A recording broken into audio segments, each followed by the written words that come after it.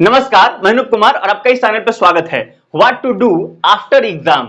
Exam हो चुका है, एग्जाम बीत गया है, अब आगे क्या करना होगा सेंट्रल यूनिवर्सिटी में एडमिशन पाने के लिए या आपके ड्रीम यूनिवर्सिटी में एडमिशन पाने के लिए। तो सबसे पहली बात कि मैं उम्मीद करता हूं कि आपका एग्जाम अच्छा गया होगा। ऐसे आप सोच रहे होंगे कि यहाँ अलग ही कहानी चल रहा है, आपको अच्छा लग रहा है कि अच्छा गया होगा। देखो, हर किसी को यही लगता है कि दो चार क्वेश्चन हम ज्यादा बना देते, ये ओला छूट गया, यहाँ सिली मिस्टेक हो गया। ये हर किसी के साथ होता है।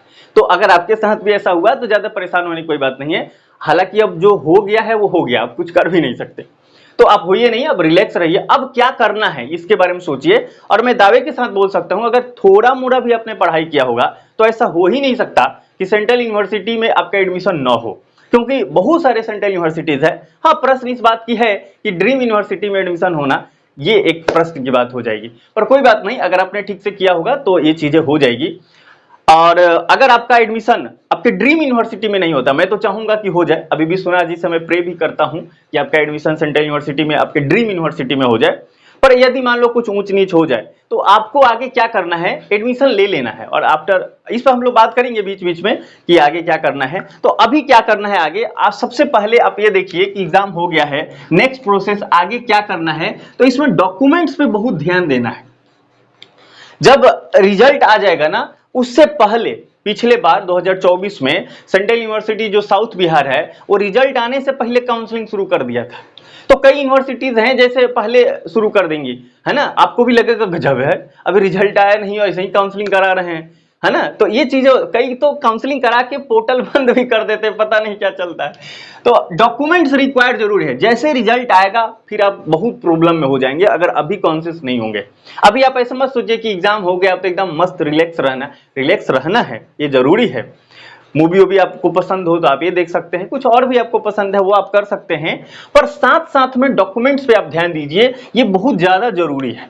क्योंकि जैसे रिजल्ट जारी होगा काउंसलिंग शुरू हो जाएगा, है ना। तो अब देखिए, ये अभी प्रोसेस अगर हम देख लें तो अभी आपने दिया है एग्जाम। सबसे पहले तो आपने फॉर्म भरा था, एग्जाम डेट आया, एडमिट या डाउनलोड किया, वहां पहुंच के टिप टॉप किए, फिर एग्जाम दे दिए, है ना। अभी थोड़ा सा दुखी मना रहे हैं और कोई बात नहीं, सब किसी के साथ हो रहा है इसलिए मैं बोल रहा हूँ कॉन्फिडेंट के साथ। तो एग्जाम आपने दे दिया है, अब क्या होगा, फाइनल आंसर की या प्रोविजनल आंसर की पहले आएगा, प्रोविजनल आंसर की आ जाएगा, फिर फाइनल आंसर की आएगा, और फाइनल आंसर की जैसे आएगा उसके एक दिन दो दिन बाद ही आपका रिजल्ट डिक्लेयर हो जाएगा। जिस दिन रिजल्ट डिक्लेयर हो जाएगा, एनटीए कहेगा बाय बाय टाटा, उसको अब किसी से कुछ लेना देना ही नहीं है। वो स्कोर कार्ड आपको दे देगा, फिर आप सेंट्रल यूनिवर्सिटी या जो भी आपका यूनिवर्सिटीज है, ऐसे तो चारों प्रकार की यूनिवर्सिटीज इसमें शामिल है, तो आपको जिस यूनिवर्सिटी में एडमिशन लेना है उसी स्कोर कार्ड को उसके वेबसाइट पे अपलोड करना है। उसको हम लोग बोलते हैं काउंसलिंग प्रोसेस। काउंसलिंग प्रोसेस, है ना। तो आपको काउंसलिंग करना है प्रत्येक यूनिवर्सिटी के वेबसाइट पर। ध्यान दीजिए, 2022 में एक लड़का अच्छा नंबर आया उसका, जेएनयू में उसका एडमिशन होने जा रहा था, मतलब बहुत अच्छा नंबर उसने लाया था। और उसने क्या किया कि जब जेएनयू का पोर्टल ओपन हुआ, वहां काउंसलिंग करना था, उसने किया ही नहीं। और रिजल्ट जब आ रहे तो कह रहे कि मेरा नाम नहीं है। फिर जब उसने सर से कनेक्ट किया तो उस समय हम लोग को जो गाइड कर रहे थे, तो सर ने बोला कि यार गजब, तुमने काउंसलिंग नहीं किया। तो नहीं सर, हमको तो पता नहीं था कि यह हुआ, क्योंकि 2022 में ना ये पहली बार ही तो इंट्रोड्यूस हुआ था ना सीयूटी पीजी, तो व्यापक रूप पे, तो अब उसको नहीं पता था और हमारे जैसे बताने वाला भी लोग नहीं था, खुद का बड़ाई खुद कर लिया। चलो, तो 2022 में ऐसा हुआ था। आपको ये नहीं करना है, रिजल्ट के बाद होगा काउंसलिंग। हर यूनिवर्सिटीज में आपको काउंसलिंग करना है जहां आपको एडमिशन चाहिए। और इस काउंसलिंग का फी भी लेते हैं, कोई 300 लेता है, कोई 200 लेता है, कोई 100 में भी संतुष्ट हो जाता है, कोई 250 लेता है ना, कोई 500 लेता है, कोई तो 1000 भी लेता है। उत्तरी, हाँ एकदम। हाँ, अगर हम बात करें कि जो हमारे अच्छे यूनिवर्सिटीज है वो कितना लेती हैं, तो देखिए ये बीएचयू का पिछले बार था, है ना, ये बीएचयू का पिछले बार था। और कई यूनिवर्सिटीज जो 2009 में खास तौर पे एस्टेब्लिश हुई हैं, वो लगभग 500 रखती हैं, है ना। जेएनयू भी 250, 200, 300 इस तरह से रखता है। ठीक है, वो तो एक बात की बात है, दे देंगे हम लोग। तो काउंसलिंग करना जरूरी है। तो जिस जिस यूनिवर्सिटी को आप टारगेट करेंगे वहां आपको काउंसलिंग करना है। कितना काउंसलिंग करना है, तो मैं तो कहता हूं कम से कम 4 या 5 करना पड़ेगा। जब मैं 2023 में एग्जाम दिया था, सीयूटीपीजे 2023 में, तो मैंने 4 जगह काउंसलिंग किया था। इस 4 जगह काउंसलिंग किया था, तो मैं कहां कहां किया था, मैं डीयू में किया था, बीएचयू में किया था, और central university Gujarat, central university Gujarat में मैंने किया था, और एक बीबीएयू है लखनऊ में, सेंट्रल यूनिवर्सिटी बाबा भीमराव अम्बेडकर यूनिवर्सिटी, तो मैं यहाँ किया था। तो ड्यू में तो मेरा नहीं हुआ था, 1-2 नंबर से रह गया था, है ना। सबसे पहले तो मैं ये सोच में था यार होगा कि नहीं होगा, क्योंकि कट ऑफ आए नामे नहीं, तो बड़ा दुविधा होता। घर वाले भी पूछना शुरू कर दे इस बार तो मेरा एडमिशन ना होगा, कुछ खिल्ली उड़ा रहे थे, है ना। आपके साथ भी ऐसा होगा, पर आप धैर्य रखिए, धीरे धीरे कट ऑफ जब नीचे आने लगेगा ना, किसी न किसी में आपका एडमिशन हो ही जाएगा, बस आपको थोड़ा कॉन्शियस रहना है। CUT PG स्कोर कार्ड जो आता है ना, मैं तो कईयों को देखा हूं कि ये उसका 7 नंबर आया है। पिछले बार इकोनॉमिक्स में 7 नंबर आया था, और महात्मा गांधी सेंट्रल यूनिवर्सिटी मोतीहारी में उसका एडमिशन हो गया होगा। क्यों? क्योंकि कट ऑफ गया था, फर्स्ट कट ऑफ इकोनॉमिक्स का 7 मार्क्स गया था। अब सोचिए इससे भी बुरा हाल होगा किसी का। तो एडमिशन तो आपका हो जाएगा, बस आप ये सोचिए कि हम कहाँ जा सकते हैं, और कॉन्शियस रहिएगा तब काम हो जाएगा। हाँ, ड्रीम यूनिवर्सिटी पर जरूर प्रश्न है, तो वो तो हर किसी के लिए है। तो देखिए ड्यू में मेरा नहीं हुआ था, सबसे पहले मेरा यहाँ सिलेक्शन हुआ, तो मैं यहाँ गया, एडमिशन लिया, है ना। फिर बीबीयू में, है ना, स्पोर्ट, एक होता है स्पोर्ट, है ना, एक होता है स्पोर्ट, एक होता है स्पॉट, है। तो ये एक होता है स्पोर्ट, एक स्पॉट, मतलब स्पोर्ट मतलब जो खेल कूद से जुड़ा हुआ हो, और एक स्पोर्ट जो स्पॉट काउंसलिंग होता है कि आपको जाके करवा देना है ऑफलाइन, मतलब सब प्रक्रिया चल गई है, 2 लिस्ट 3 लिस्ट आ गए हैं, अब लगता है यूनिवर्सिटी को अब जल्दी से भरो यार, है ना। तो वो क्या करता है, अगर अगला लिस्ट निकालेंगे तो ऑनलाइन बैठे बैठे तो लोग कर दे, कोई भी कर दे, तो ऑफलाइन कर देते हैं ताकि जो नीडी है वही आए। वैसे में हमको कंफ्यूजन हो गया यार, इसका क्या मतलब है। और देखो अगर मैं सर्च करता, मैं अपने आप को बड़ा दुखी इस बात को मानता हूं कि कैसे हो गया। आपको ध्यान रखना है, ये अंतर गड़बड़ाना नहीं है, आपके जीवन को थोड़ा और आसान बनाते हैं। साथियों, मैंने पिछले बार CUT PG 2024 के विद्यार्थियों का मैंने बहुत हेल्प किया है, लगभग 800 लोगों का मैंने हेल्प किया था, बहुत सारे का हेल्प किया। बहुत सारे लोगों ने, अब देखो कोई हमें पर्सनली कॉल करता है तो उनसे बात करने में समय भी जाता है, तो मैंने पिछले बार बहुत किया था, बहुत सारे लोगों ने पेमेंट किया था, कुछ लोग नहीं किया था, बहुत सारे की परिस्थितियां हमारे जैसा भी हो सकता है, तो कैसे करेगा। तो ये सब चीजों को सोच करके जिसने दिया नहीं दिया सबका भला हुआ। पर पिछले बार भी हमने एक मिनिमम अमाउंट जरूर रखा था, तो आपको किसी भी प्रकार के अगर प्रॉब्लम होता है, आपको किसी भी प्रकार के प्रॉब्लम होता है, तो जो आप चैनल देख रहे हैं इसका जो मेन सरफेस आप देखेंगे चैनल को खोल के, तो यहां इसके अंदर में आप जाके देखेंगे चैनल डिस्क्रिप्शन में, तो है लिखा हुआ, if you have any serious problem regarding counselling, verification, preparation of exam and others, किसी भी प्रकार का प्रॉब्लम है विद्यार्थी जीवन में आपका अगर हो रहा है और आपको लगता है कि मैं उसका सॉल्यूशन दे सकता हूं, तो यहां सब कुछ गिवन है ना। फोन पे नंबर भी हमने गिवन है, और ये यहाँ पे एक मिनिमम अमाउंट हमने रख रखा है, इसके प्लस में आपका चॉइस है, आप करेंगे तो बहुत अच्छा लगेगा। जिस अनुपात में आप ज्यादा करेंगे उस अनुपात में हम आपको ज्यादा समय देंगे, क्योंकि हम भी विद्यार्थी हैं और हमारा भी तैयारी चल रहा है। तो ऐसा नहीं हो सकता कि मैं कॉल पे बात करते जा रहा हूं और फिर तो कैसे होगा। तो सिस्टम को चलाने के लिए सब चीजें करनी पड़ेगी। तो आप ये जो पेमेंट कर रहे हैं, तो ऐसा नहीं कि आप 4 दिन 2 दिन या एक टाइम हम आपको मदद करेंगे, नहीं।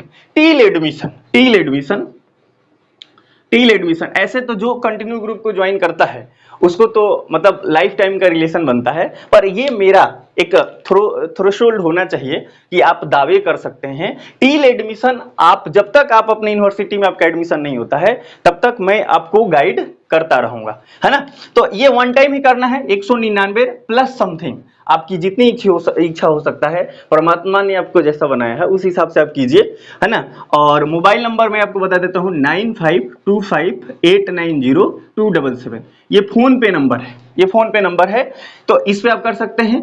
और अगर हम एक आपको यूपीआई आईडी भी दे देते हैं, यूपीआई आईडी जो है यहां पे लिखा है अनूप ANUP, डॉट है 0277 है, ये माइनस का साइन है 4 @ उसके बाद है WAICICI, और इसमें जब आप करेंगे तो इस पे अनूप कुमार लिखेगा, अनूप कुमार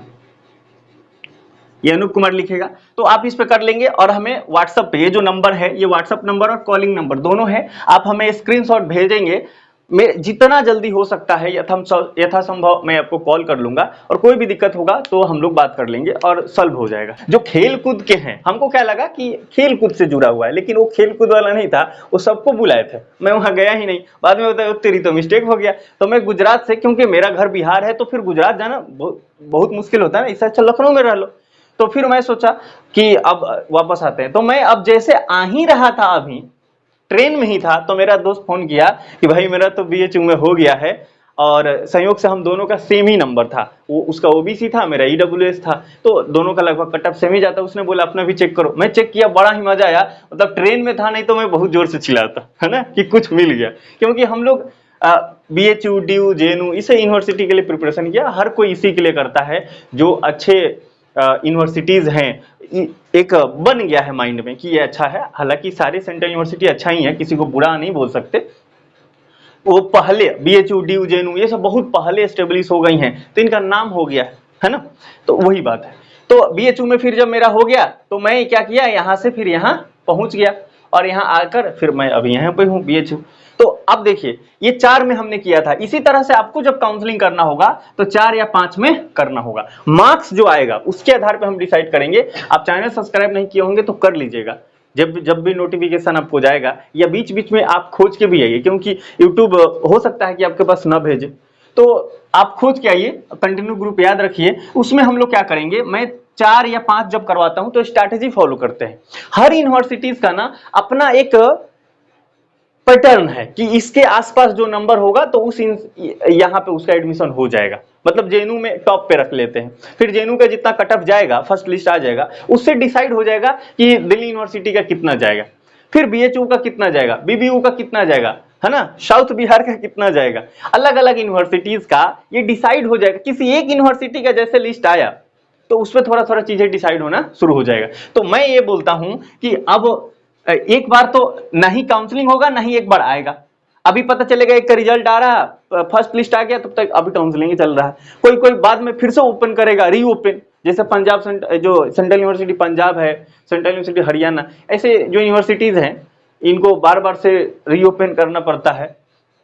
तो ऐसा भी होता है। तो उसमें क्या होगा कि एक यूनिवर्सिटी जैसे जारी करेगी तो लगभग पता चल जाएगा कि अगला का कितना जाएगा। तो उसी हिसाब से आपको करना है। मैं क्या बोलता हूं कि एक जो आपका ड्रीम यूनिवर्सिटीज है, हालांकि नंबर आएगा तो इससे डिसाइड हो जाएगा कि आपको करना है कि नहीं करना है, नंबर पे डिसाइड हो जाएगा, है ना। हर यूनिवर्सिटीज का अपना एक मान के चलिए कि पीरियड है कि इस पीरियड से इस पीरियड के बीच में अब बिटवीन में आपका नंबर आया है तो उस यूनिवर्सिटी में आपका हो जाएगा। इस बार निश्चित ही पॉलिटिकल साइंस का जो रिजल्ट, जो कट ऑफ आने वाला है वो थोड़ा डाउन जाएगा, क्योंकि थोड़ा एग्जाम में जो क्वेश्चन आए थे अच्छी क्वालिटी और थोड़ा सा, है ना, बच्चे सोच के कुछ और गए थे और आ कुछ और गया है, इस टाइप का एसआर रीजन ऐसा कुछ भी क्वेश्चन था नहीं। और बहुत सारे इस पर हम एनालाइज करेंगे कि कट ऑफ कितना जा सकता है। तो आगे हम बात करते हैं। एक मैं स्ट्रैटेजी कई बार बताता हूं कि अगर आप 4 यूनिवर्सिटीज में अप्लाई कर रहे हैं तो क्या करिए, एक यूनिवर्सिटी में करिए जो आपका ड्रीम है, जो आपका ड्रीम है। ये भी डिसाइड हो जाएगा नंबर से, लगेगा कि हाँ करना चाहिए तो करना है, नहीं तो छोड़ देना है। हालांकि करना होगा, ड्रीम यूनिवर्सिटी, है ना, भगवान करे आपका एकदम हो जाए, तो ड्रीम यूनिवर्सिटी में करना होगा। उसके बाद क्या करिए, 3 यूनिवर्सिटीज में ऐसा कर दीजिए, 2 यूनिवर्सिटीज में, अगर आप 5 करेंगे तो 3 में ऐसा करिए जो आपके नंबर पे बहुत सारे लोग कह रहे हैं कि हो भी सकता है, नहीं भी हो सकता। अरे तुम कहां, इतना पे नहीं होगा। कुछ लोग क्या बोल रहा है, अरे हो जाएगा, समझ रहे हो।